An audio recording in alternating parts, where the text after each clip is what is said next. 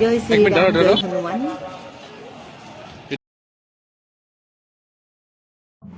অযোধ্যার হনুমানগড়িতে সন্ধ্যার সময় কিরকম লাগে তা তোমাদের সঙ্গে শেয়ার করছি। হনুমানগড়ি হনুমানজির ঘরও বলা হয়। শ্রীরামজি নাকি হনুমানজিকে লঙ্কার থেকে আসার পর এই জায়গাটায় থাকতে দিয়েছিলেন তা বলা হয়। দোকানগুলিতে কি সুন্দর সুন্দর হনুমানজির গদা দেখতে পেলাম। ঘরে এনে সাজিয়ে রাখতেও পারবে। অযোধ্যার রাম মন্দির যাওয়ার আগেও অনেকে হনুমানজিকে দর্শন করেন। অযোধ্যায় আসলে রামের সাথে সাথে হনুমানজিকেও দর্শন করতে হয়।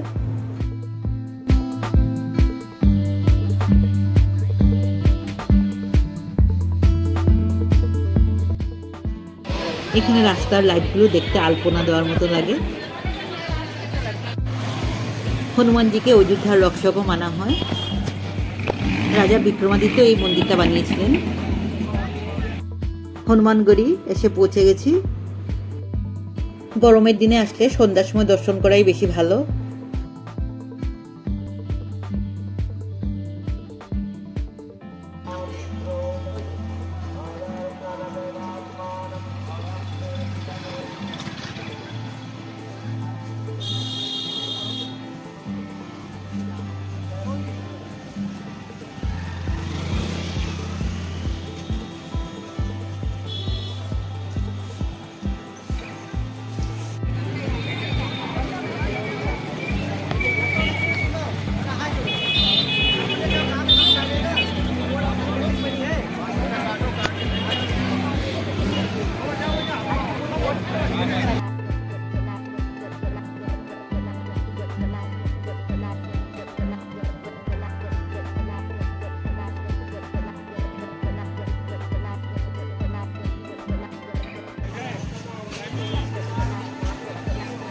এই দোকানগুলোর থেকে পুজোর বিভিন্ন সামগ্রী কিনতে পারবে।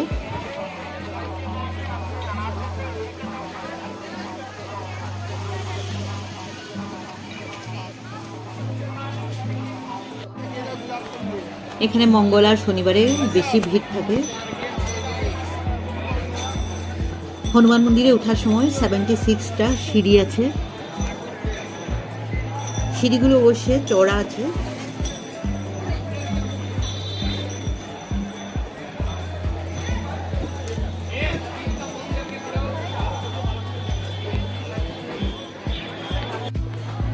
এই দোকানে দেখো লাড্ডুগুলোর নামও লেখা আছে।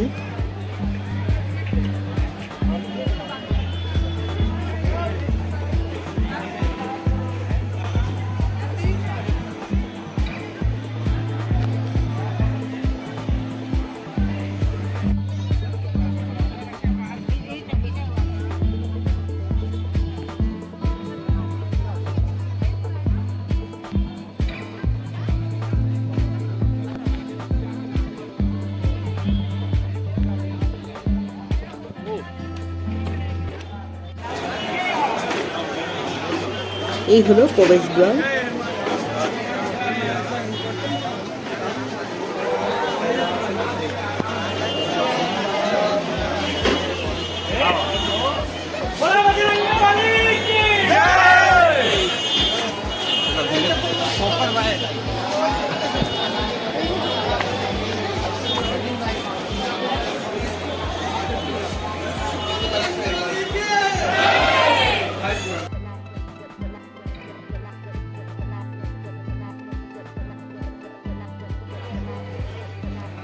সিঁড়িগুলো এই যে দেখো, এই হলো মন্দির।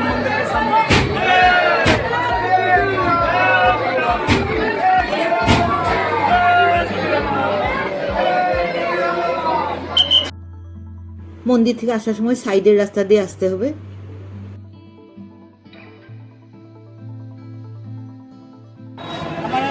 আমার মন্দির দর্শন হয়ে গেছে। আবার আর একটা ভিডিওতে তোমাদের সঙ্গে দেখা হবে।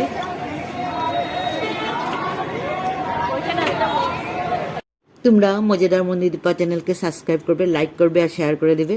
আবার দেখা হবে।